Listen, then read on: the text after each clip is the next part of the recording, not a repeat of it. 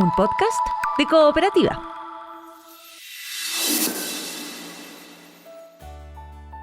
El cáncer oral y orofaringio muestra en Chile un aumento sostenido desde hace más de 60 años, con más de 100 fallecimientos por año. ¿Cuándo consultar? ¿A qué tenemos que poner atención? Es lo que conversamos en este capítulo del Congreso Futuro.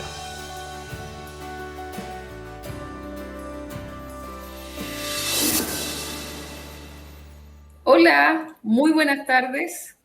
¿Cómo estás? Muy bien, muchas gracias por estar con nosotros para hablar de este tema tan interesante del que yo creo que sabemos poco. En general, tenemos poca, relación con este tema en particular, con el cuidado bucal en general, por múltiples razones que ya vamos a conversar, pero en tu experiencia, ¿no? ¿Cuánto sabemos del cáncer oral en Chile?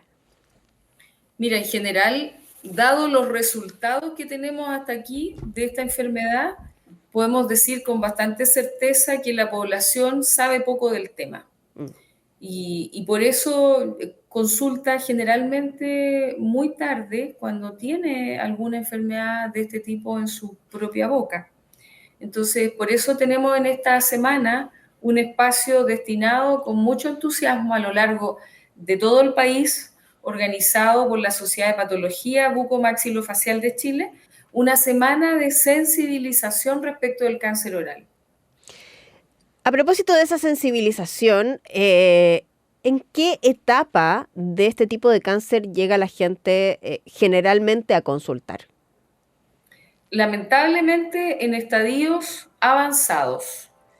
El cáncer se etapifica, digamos, de acuerdo al nivel de compromiso, el tamaño de la lesión, la presencia o no de metástasis, en distintos estadios del 1 al 4 en general, y nuestros enfermos llegan en estadios 3 y 4, o sea, que son los que tienen un mayor nivel de compromiso, generalmente a nivel local, es decir, el sitio dentro de la boca afectado suele estar comprometido en extensión, en profundidad, lo cual al paciente le significa un pronóstico sombrío. Claro, claro. Verónica, y en ese sentido, para pensarlo al revés, ¿no? ¿Qué es lo que sí deberíamos hacer para poder prevenir o al menos detectar a tiempo, pesquisar a tiempo este tipo de cáncer? Mira, esa es la pregunta clave y te la agradezco mucho. Primero, prevenir.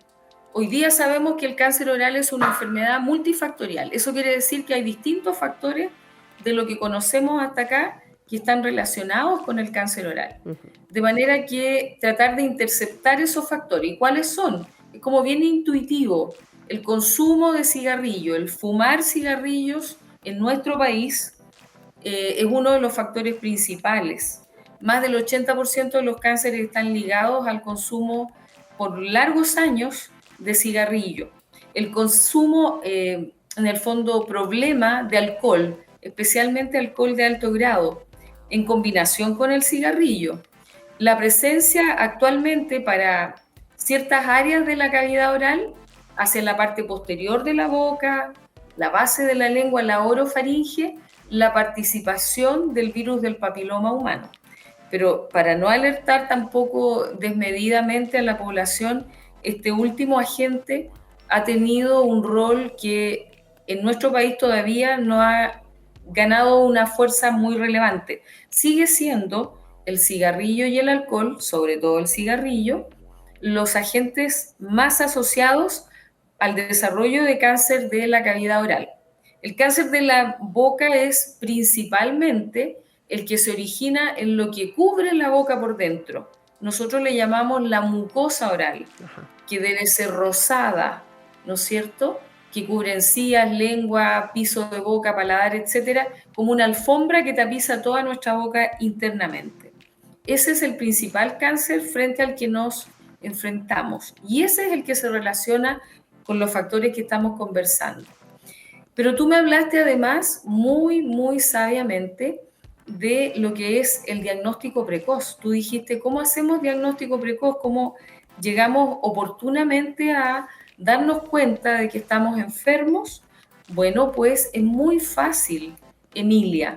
Se llama autoexamen de la mucosa oral. Ya. Muy simple, mirarse al espejo, revisar todas las superficies de la boca, sacar la lengua, moverla en todas direcciones, levantarla. eh, Nos va a dar un indicio de qué hay, qué está pasando, cuáles son las características de nuestra propia boca, de tal manera que el día de mañana, si hay un cambio, si hay una lesión de sospecha, indudablemente que el paciente afectado sea el primero que se dé cuenta y acto seguido haga la consulta al odontólogo que tenga a mano, ¿no es cierto? O al médico, pero principalmente al odontólogo porque el odontólogo está altamente calificado para reconocer los cambios que hay en la boca.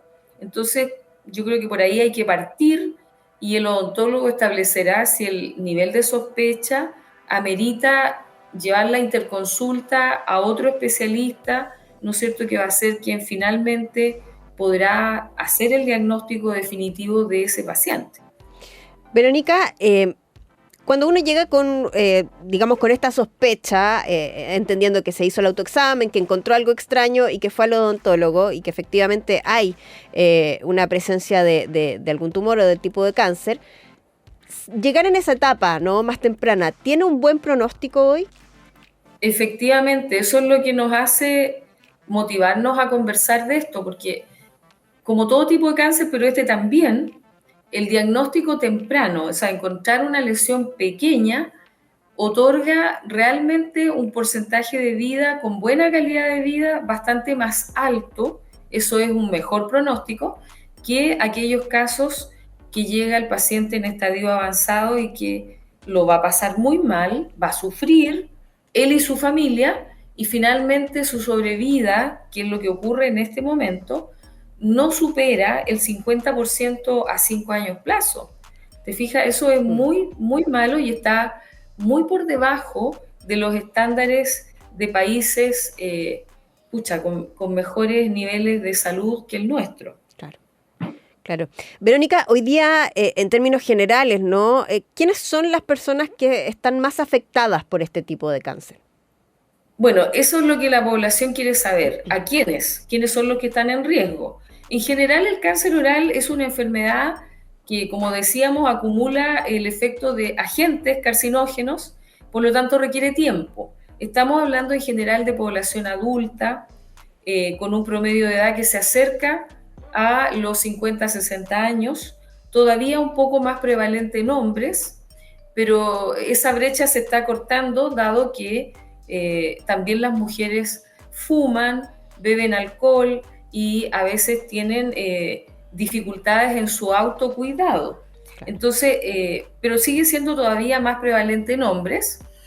Hemos visto algunos casos en gente más joven y precisamente en ellos los factores de riesgo se ven un poco modificados y ahí vamos dando fuerza a la presencia del virus papiloma humano que conversábamos, cepas que son oncogénicas, es decir, que están asociadas al desarrollo de cáncer, claro, del mismo modo que lo están, y la población lo sabe, al cáncer del cuello del útero.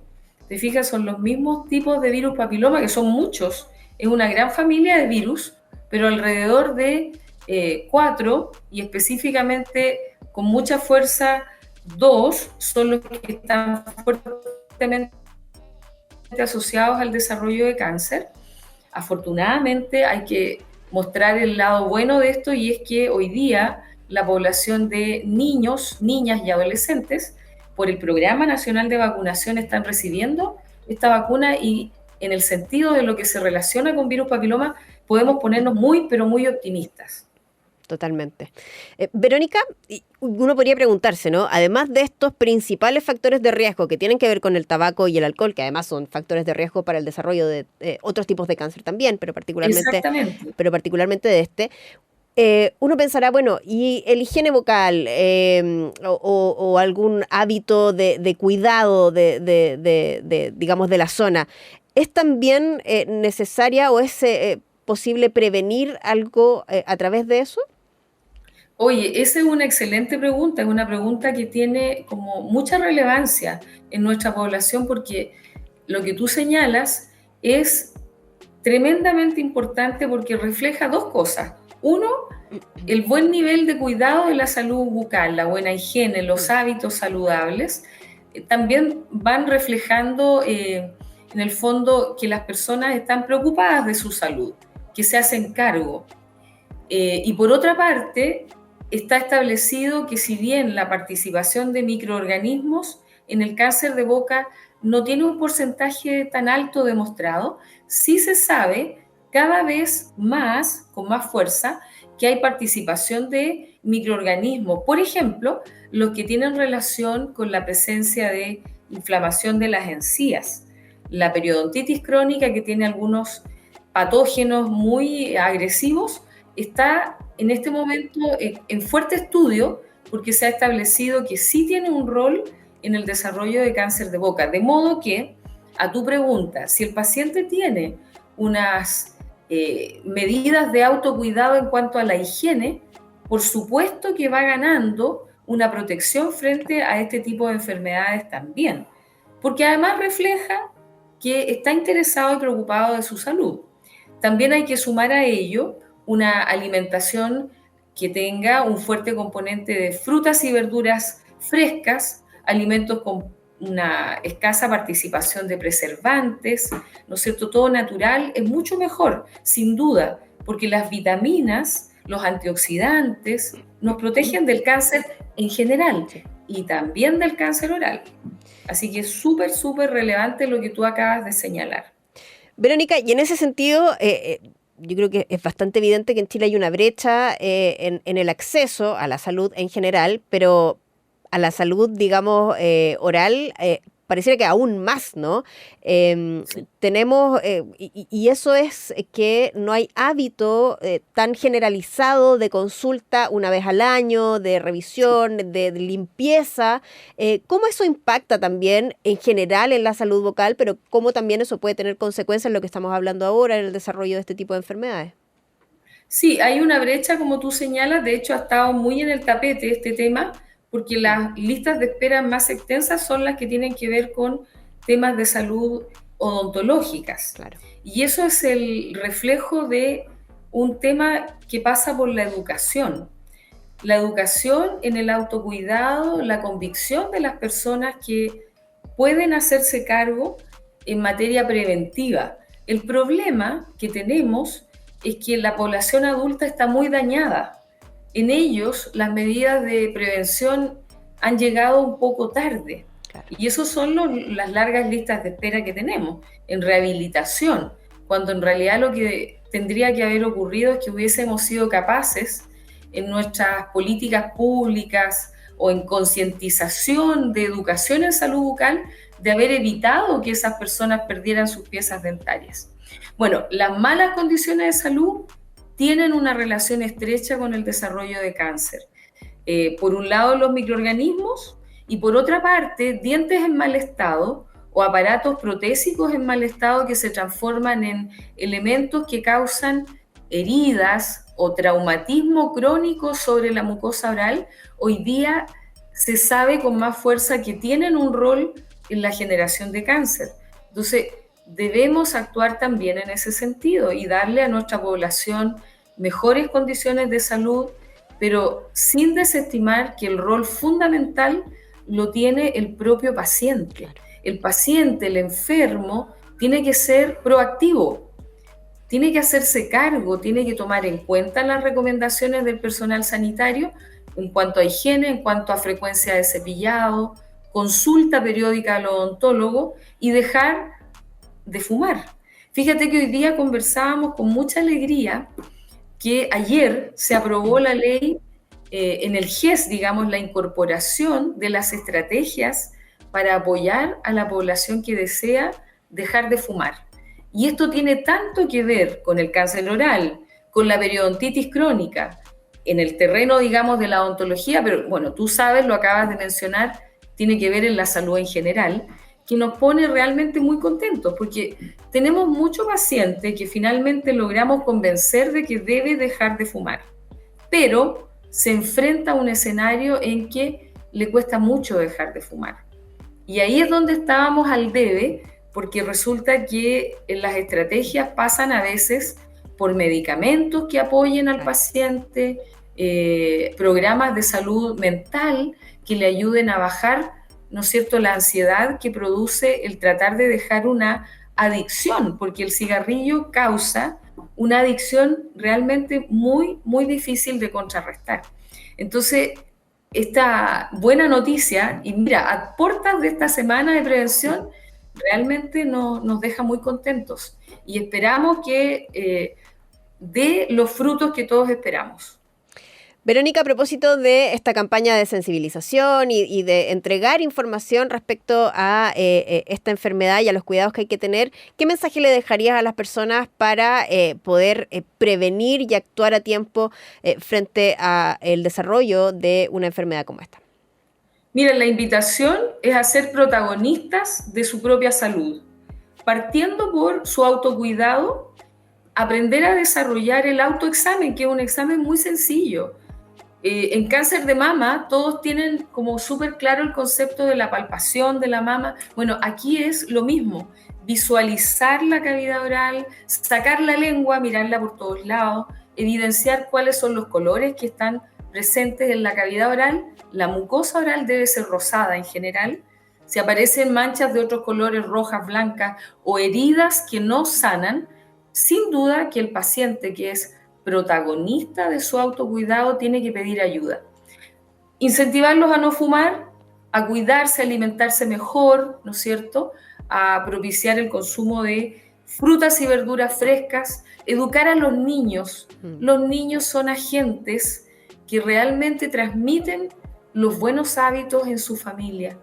Una vez que ellos reciben el mensaje, lo tienen arraigado y se transforman en una antena repetidora en la casa, recordándole a los padres: no fumar, cepillarse los dientes, no comas eso que te hace mal, papá, no bebas alcohol, papá o mamá, no fumes, que te hace mal.